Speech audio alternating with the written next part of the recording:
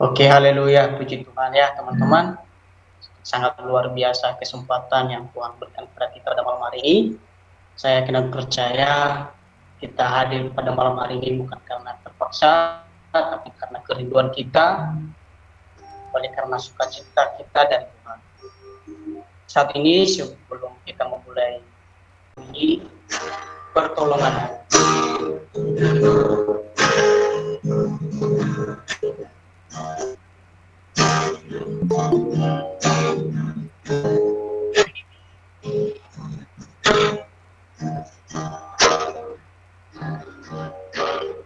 hatiku tenang berada di kamu, kau baca hatiku, hatiku tenang berada di kamu, kau jauh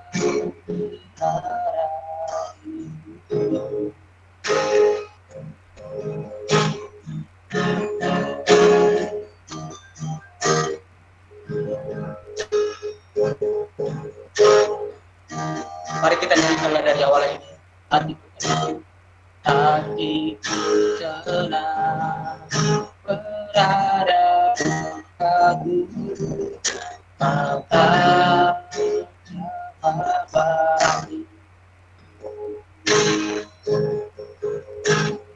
hatiku tenang berada di kamu, kau jauhi harapi.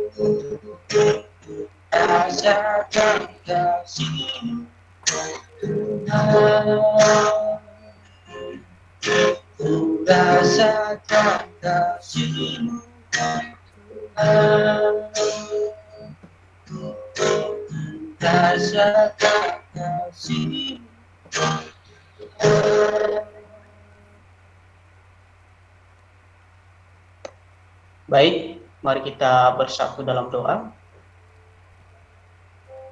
Terima kasih Tuhan Yesus, terima kasih buat pada malam hari ini kami boleh beribadah bersama, kami boleh hadir bersama dengan Engkau Tuhan, dan kami boleh merasakan kehadiran-Mu pada malam hari ini.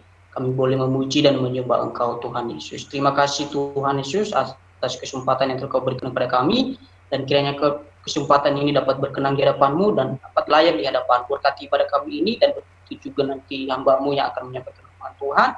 Berkati kami semua yang mendengar, dan juga teman-teman yang masih belum hadir, dan kiranya hadir boleh bersama-sama menikmati kasih Tuhan dalam persekutuan kami ini pada malam hari ini.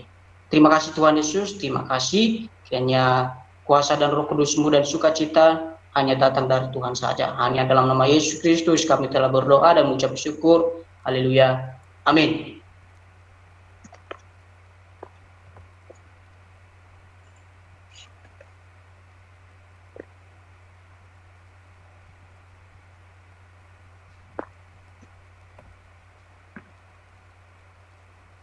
Masih ada sukacita?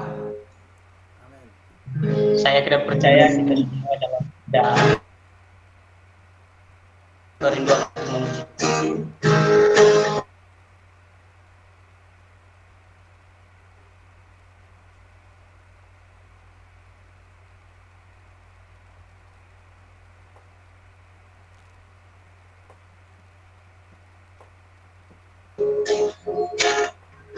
ibadah kemuliaan, satu suara kami nyatakan bersamamu tetap selamanya. Terpujilah nama-Mu Tuhan, ajarkan firman-Mu, satu hati kami nyatakan kerajaan-Mu kekal selamanya.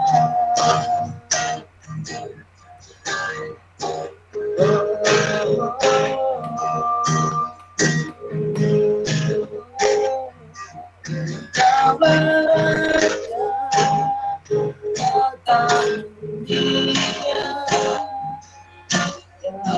dan menentukan dan membebaskan jiwa kami bersyukur.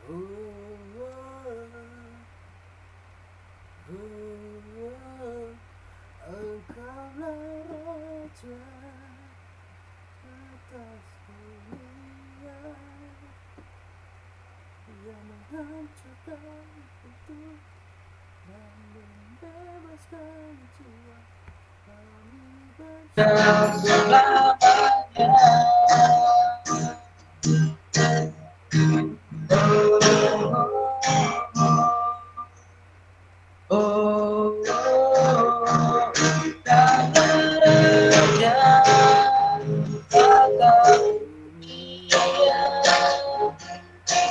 yang mengajarkan dan membebaskan jiwa kami bersuara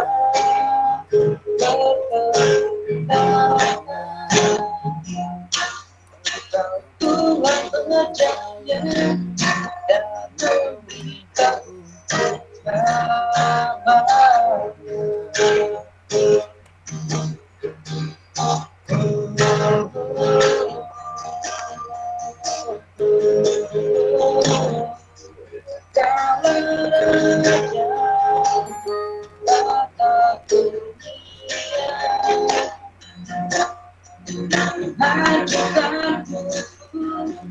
dan bebaskan jiwa kami bersuara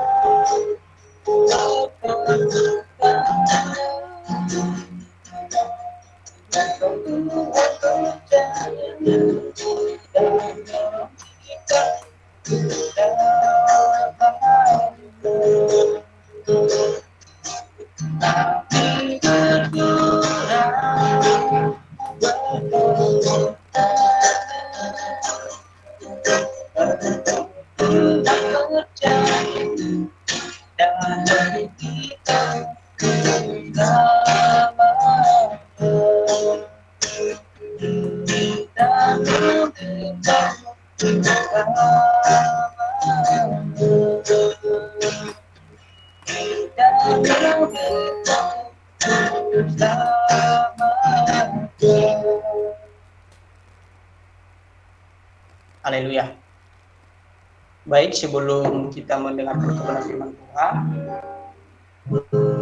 mari kita nyanyikan lagu ini, Kasih-Mu dan Karya-Mu.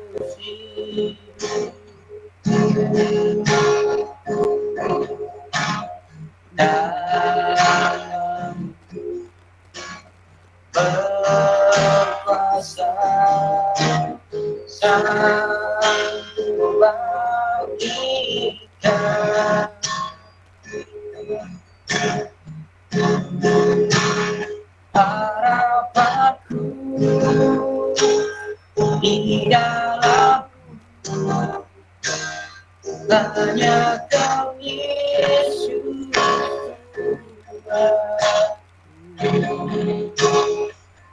percaya Amanda lagu.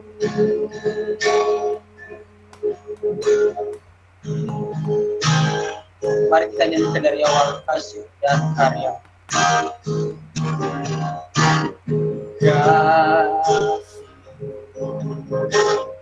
Karya yang tak dalam,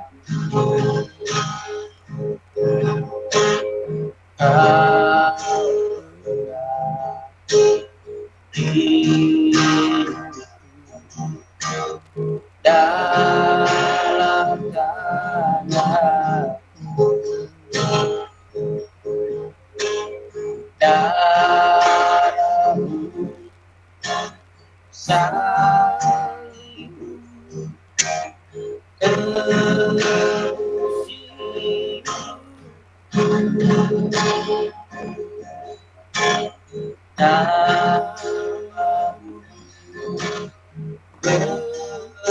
berkuasa membangkitkan harapanku di dalam hanya Kau Yesus.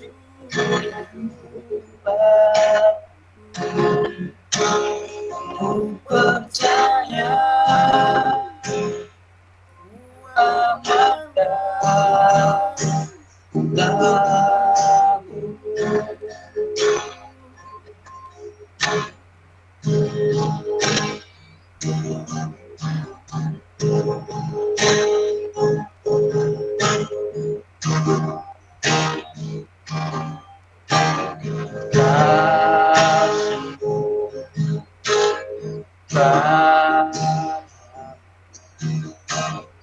nyata dalam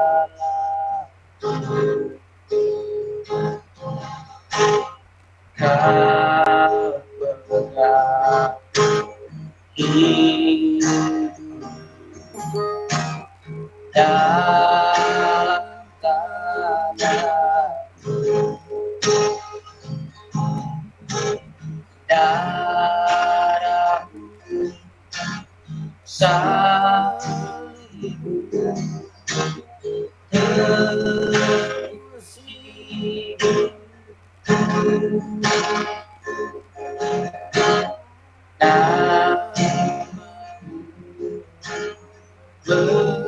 berkuasa sang membangkitkan harapanku di dalammu hanya Kau Yesus.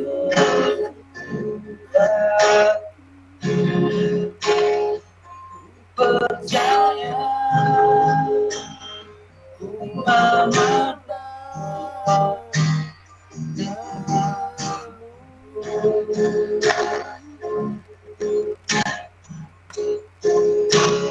harapanku di dalammu hanya Kau Yesus.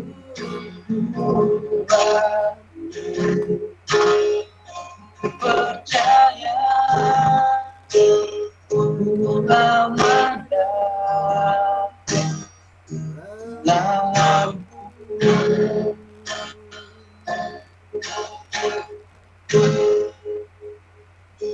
pada hambanya kami bersyukur. Ya Tuhan, shalom.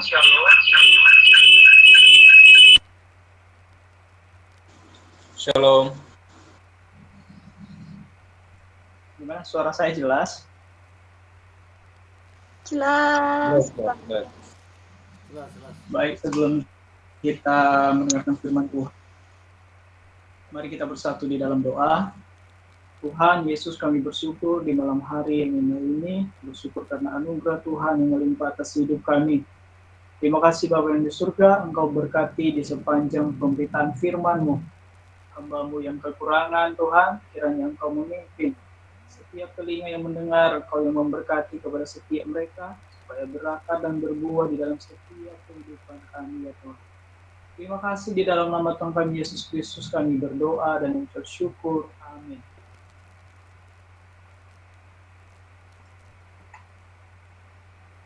Baik, puji nama Tuhan. Kembali lagi kita bertemu dalam ibadah kita pada malam hari ini. Itu bukan karena kekuatan kita, tapi kita sebagai orang percaya mengaku bahwa itu karena Tuhan Yesus yang luar biasa dalam kehidupan kita. Langsung saja, Kak Jebo ini bisa langsung sharing ya di sini. Share apa? PPT. Bisa. Oke, sebentar.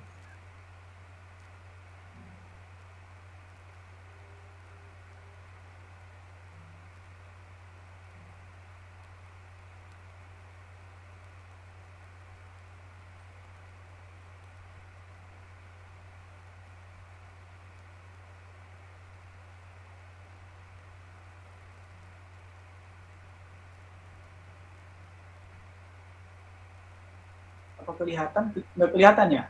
Belum. Kelihatan, Mas, kelihatan. Oke. Oke, jadi sesuai dengan apa yang sudah kita baca di pamflet kita bahwa tema kita pada malam hari ini adalah Role the Generation dari Mazmur 127 ayatnya yang keempat.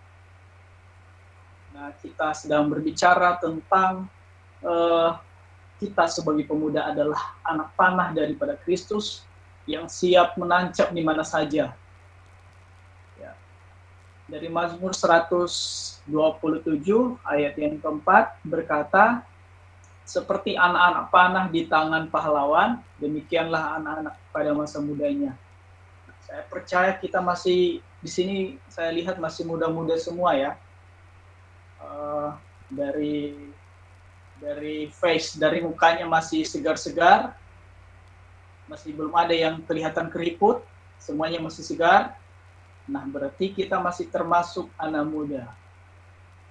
Nah, saudara-saudara yang kekasih di dalam Tuhan, anak muda atau masa-masa muda adalah masa di mana kita berada dalam situasi untuk menentukan kehidupan atau di usia kita selanjutnya itu ditentukan di masa-masa muda kita. Mungkin kalau di masa-masa kecil ada yang mengatakan bahwa masa-masa kecil, masa anak-anak itu juga menentukan masa-masa muda. Tetapi ketika sudah muda, ketika sudah usia 20, 17 atau sampai 30 lah begitu. Jadi itu juga sering dikatakan itu menentukan masa depan kita selanjutnya ketika kita membentuk keluarga. Nah, anak muda adalah harta warisan yang menjadi harapan dan dapat diandalkan untuk kemajuan gereja di masa depan. Nah, ini adalah berbicara karena kita adalah anak muda, maka kita berbicara tentang anak muda.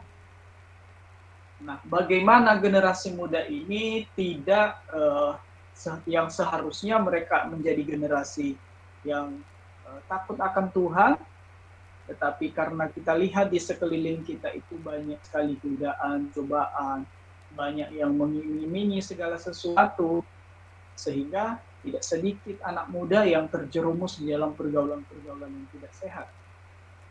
Oleh karena itu, pembinaan dan pembimbingan terhadap generasi muda harus dilakukan dengan baik agar mereka nantinya dapat benar-benar menjadi manusia berguna bagi keluarga, gereja, dan negara. Jadi yang perlu kita perhatikan di sini, kalau generasi muda tidak dibimbing, tidak dibina, tidak dididik, tidak diarahkan di masa mudanya, maka yang terjadi adalah generasi muda gereja itu akan putus. Kalau generasi muda gereja putus berarti bisa dikatakan gereja akan kehilangan umat, gereja akan kehilangan arah karena orang-orang di dalamnya yang seharusnya berperan penting dalam mencapai atau menjalankan misi atau amanat agung Tuhan Yesus itu dijalankan oleh kaum muda. Kalau kita lihat di generasi yang sekarang ini adalah mungkin sering kita lihat atau mungkin ada dari kita atau mungkin ada sahabat atau siapapun itu, ya kalau kita lihat dari gambar ini dia memang kelihatan sangat fokus. Jadi saya bisa menafsirkan bahwa dia ini sedang fokus main game, ya, dia sedang main FF atau ML atau sejenisnya ya.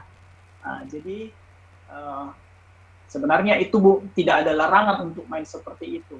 Tetapi yang kita lihat pada kenyataannya ketika sudah bergelut di dalam dunia seperti FF, apalagi namanya ML, jadi kadang-kadang memberikan banyak waktu untuk kegiatan-kegiatan seperti itu dibanding dengan kegiatan yang sifatnya membangun diri sendiri dan orang lain. Terus ada yang seperti ini, apalagi kalau yang dari daerah kita Nias, ya ini bukan lagi suatu hal yang baru. tetangga kita, depan rumah, belakang rumah, atau di acara pesta. Bahkan kadang-kadang di acara-acara yang bersifatnya rohani pun ada ikut campur ini minuman-minuman seperti ini. Nah, jadi ini tidak bisa dihilangkan, kadang sulit sekali untuk dihilangkan atau diputuskan dari generasi kita. Nah, jadi pekerjaan kita adalah kalau kita tidak bisa memutuskan generasi atau perbuatan-perbuatan seperti ini, setidaknya kita menarik orang-orang atau menghalau mereka untuk tidak terus-menerus masuk ke dalam pergaulan seperti ini atau kebiasaan seperti ini. Nah, tentunya kalau yang namanya tadi saya sampaikan di awal, memang kita berbicara tentang anak muda sebagai anak panah, maka anak panah itu pastinya akan dibentuk. Nah, di sini ada saya perlihatkan ini adalah sebuah bejana. Nah, bejana itu harus dibentuk. Tuhan ingin memakai anak-anak muda sebagai alatnya untuk menggenapi rencananya di bumi.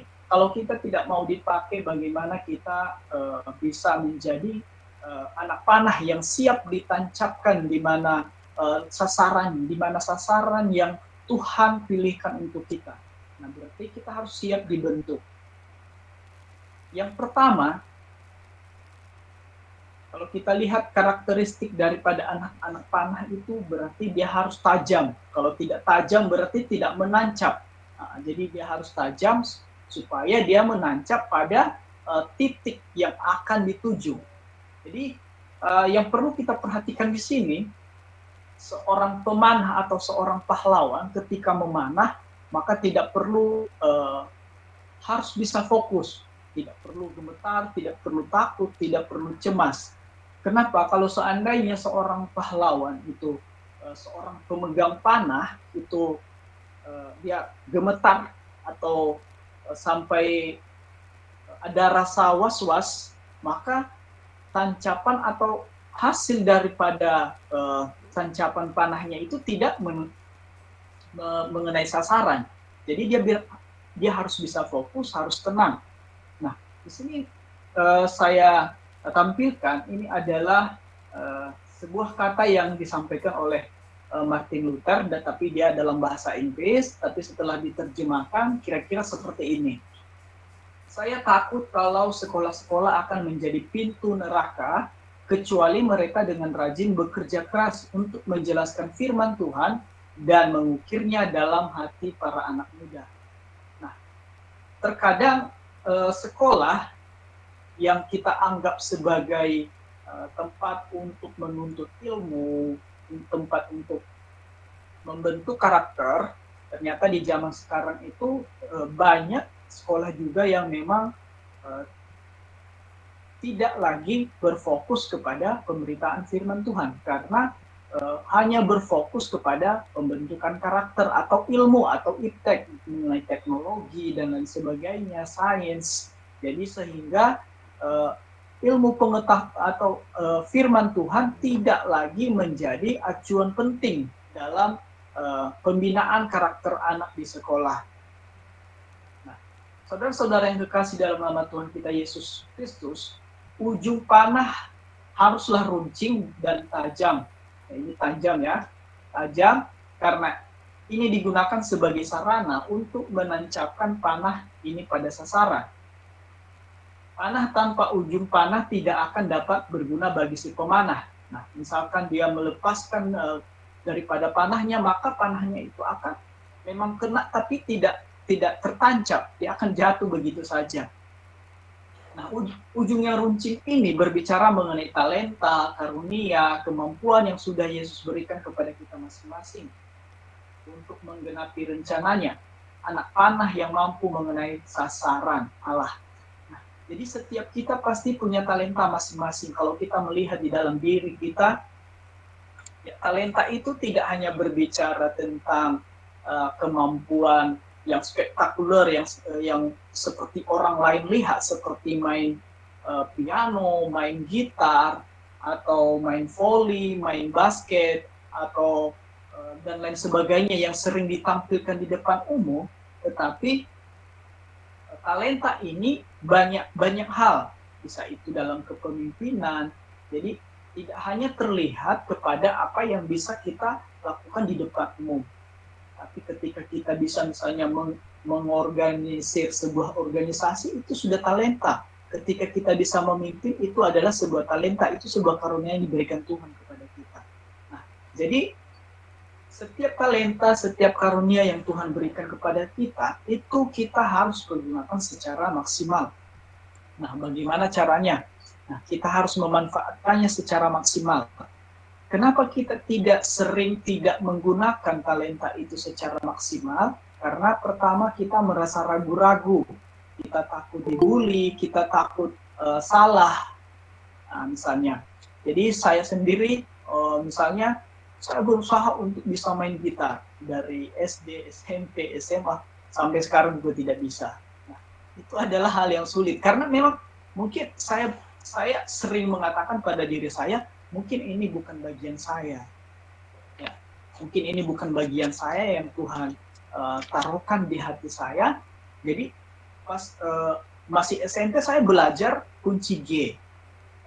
Belajar kunci G, masuk SMA saya belajar kunci D. Jadi kunci D, pintar di kunci D, lupa lagi kunci G. Nah, ini sangat sulit. Masuk lagi di perkuliahan, saya belajar kunci D lagi sama kunci C.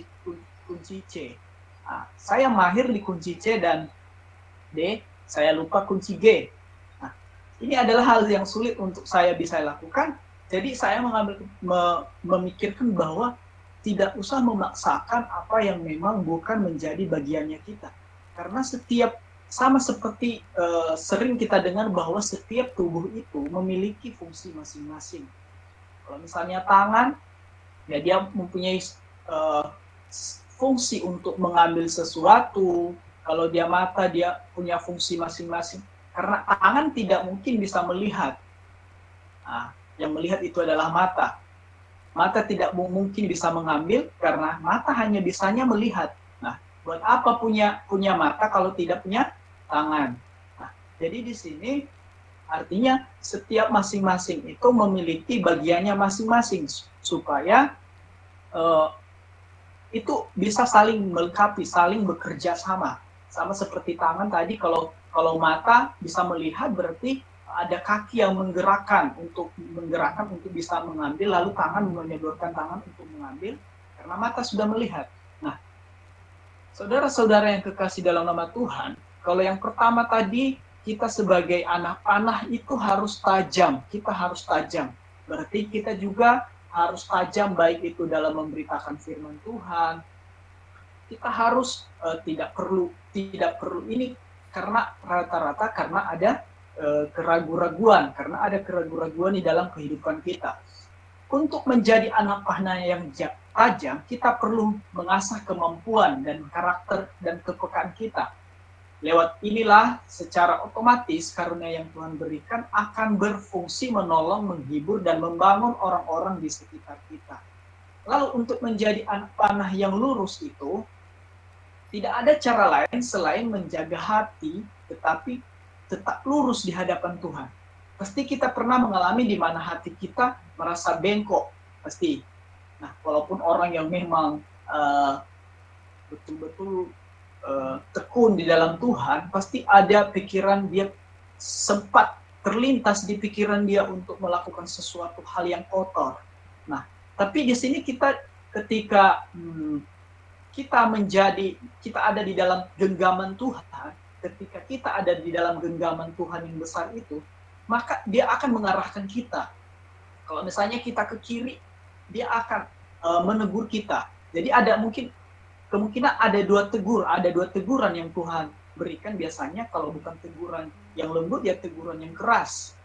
Ya. Jadi kita jangan menunggu teguran yang keras dulu.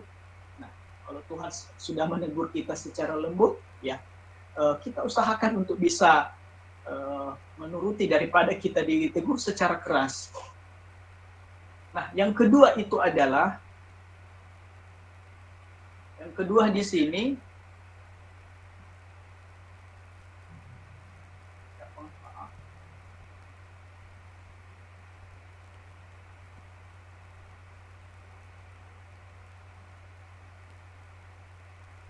Sebentar, ada gangguan.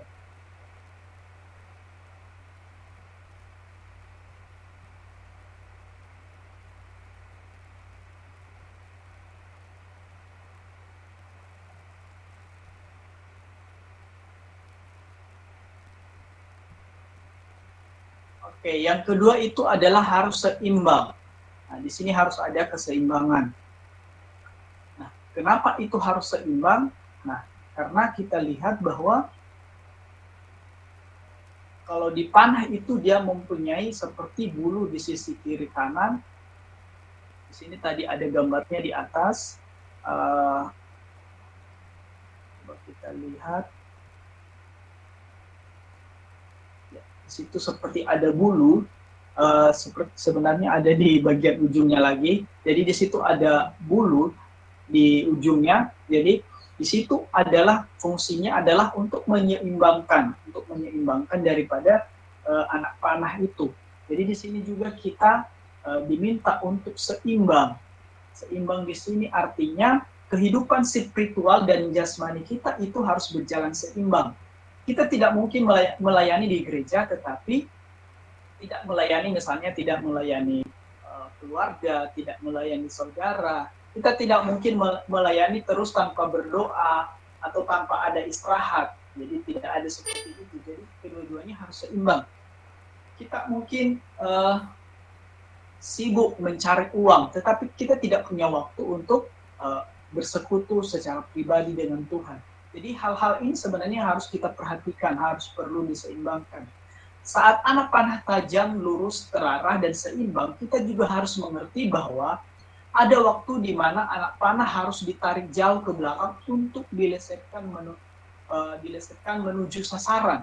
Artinya ketika anak panah itu nggak mungkin dia nariknya ke depan, dia harus ditarik ke belakang dulu supaya kekuatannya itu dapat. Demikian juga kita harus mengalami yang namanya ujian. Kalau tidak ada ujian itu ya rasanya itu tidak fair kalau tidak ada ujian. Jadi harus ada ujian untuk sehingga terbukti di mana kemurnian daripada iman kita. Tapi sesungguhnya Tuhan yang ingin melesatkan kita ke tempat yang lebih jauh lagi, sebenarnya itu ke tempat yang lebih tinggi. Sama seperti anak panah, kalau misalnya sasarannya itu jauh, maka itu tarikannya harus juga lebih jauh ke belakang. Seperti itu. Maka itu jangan pernah menyerah, percayalah bahwa Tuhan tidak pernah salah dan lalai dalam rencananya. Semakin jauh kita ditarik, semakin besar kuasanya yang akan dinyatakan bagi setiap kita. Itulah sebabnya setiap anak panah harus disimpan di tempat yang benar, di dalam tabung Tuhan. Kalau anak panah itu dia punya tempat sendiri. Kenapa dia harus punya tempat tersendiri? Supaya peruncingannya itu tidak mengalami karat. Nah, jadi apa yang merupakan menjadi tempat kita supaya kita terhindar dari yang namanya karat itu, yaitu hadirat Tuhan. Hadirat Tuhan adalah tempat teraman bagi kita. Kita ada di tangannya pada saat yang sama. Ia menyempurnakan tangan kita menjadi seperti tangan pahlawan, sehingga setiap karunia yang kita lepaskan itu memuliakan nama Tuhan. Saudara-saudara yang kekasih dalam nama Tuhan Yesus Kristus, di sini bulu yang digunakan pada sisi kiri tadi sudah saya jelaskan bahwa untuk menyeimbangkan, jadi peranan Roh Kudus sangatlah penting sebagai penstabil kehidupan rohani kita. Jadi kita tidak perlu takut ketika kita menjadi anak Tuhan, maka ketika kita menjadi anak Tuhan, kita tidak perlu takut karena kita tidak bisa lagi diombang-ambingkan. Pencobaan itu pasti ada, tapi kita pasti bisa untuk mengalahkannya. Selanjutnya adalah kehidupan spiritual kita itu harus sejalan. Ya. Perjalanan kita seiring dengan dia, seringkali diwarai oleh penderitaan, ada ujian, tetapi janganlah kita jauh ketika kita jatuh bangun, maka itu adalah sebuah proses. Maka itu adalah sebuah proses yang harus kita alami. Nah, kadang kadang begitu bersemangat dalam pelayanan seakan dialah yang paling kuat, kemudian jatuh dan tidak berdaya apa-apa. Kita sudah mati bagi dosa dan kita hidup bagi Yesus atau hidup bagi Yesus. Nah, inilah yang sering kita abaikan. Mungkin kita terlalu sibuk sekali untuk melayani di gereja, tetapi wujud dari pelayanan itu sebenarnya bukan masalah kita melayani di gerejanya, tetapi wujud dari pelayanan itu adalah pelayanan kasih kepada sesama. Ada tindakan nyata, ada aplikasinya dalam kehidupan sehari-hari. Nah, buat apa kalau misalnya kita menyembah, kita melakukan kegiatan yang sifatnya rohani, tetapi kita mengabaikan sesama dan lain sebagainya, maka sama sekali itu tidak ada artinya. Ya. Jadi, saudara-saudara yang kekasih, dalam nama Tuhan kita Yesus Kristus, rasa khawatir menyebabkan anak panah itu melesat jauh. Bagaimana juga anak panah diluncurkan tanpa hadirnya seorang pahlawan. Nah, seorang pahlawan itu artinya seorang yang memegang anak panah. Seorang memegang panah, maka pahlawan adalah orang yang bertanggung jawab sebagai pemimpin yang memiliki otoritas untuk mengarahkan kemana anak panah akan diluncurkan sesuai visi dan sasarannya. Kita ini, perjalanan hidup kita ini masih jauh ke depan. Mungkin kalau kita masih diberikan umur sampai 70 tahun, 80 tahun, maka banyak rintangan yang harus kita lalui. Kita bertemu dengan orang-orang yang berbeda-beda. Nah, di sini pahlawan ini sangatlah penting untuk peka terhadap suara Allah, kemana ia akan mengarahkan anak panah itu. Jadi anak panah itu tergantung daripada daripada diri kita, kemanakah kita akan mengarahkan anak panah itu. Nah, ini adalah tugas seorang pemimpin. Nah, kita adalah pemimpin-pemimpin di masa depan, maka kita harus mempersiapkan diri untuk bisa siap menjadi pemimpin di masa depan. Nah, pahlawan ini diperlukan pahlawan yang militan atau seorang pemimpin yang dipercaya untuk melakukan tugas ini. Kalau yang namanya sudah tidak bisa dipercaya, lalu bagaimana dia menjadi seorang pemimpin? Saudara-saudara yang dikasihi dalam nama Tuhan, dengan demikian bila mana anak-anak muda berada di tangan Tuhan, sesungguhnya mereka sudah berada di tangan yang tepat. Hadirat Tuhan adalah tempat teraman bagi kita. Kita ada di tangannya, dan pada saat yang sama, ia menyempurnakan tangan kita menjadi seperti tangan pahlawan, sehingga setiap karunia yang kita lepaskan akan menjadi berkat atau memuliakan nama Tuhan. Kita akan menjadi perpanjangan tangan Tuhan, menghancurkan musuh dan menjangkau banyak jiwa agar dapat mengenalnya. Jadi demikian untuk firman Tuhan di malam hari ini. Semoga firman Tuhan yang kita dengarkan dapat kita aplikasikan dalam kehidupan kita masing-masing, dan bila mana ada kekurangan, biarlah kiranya Tuhan Yesus Kristus yang menambahkan di dalam hati setiap pribadi kita, dan nanti juga ada ruang sharing, di situ nanti kita akan berbagi. Terima kasih, Tuhan Yesus memberkati.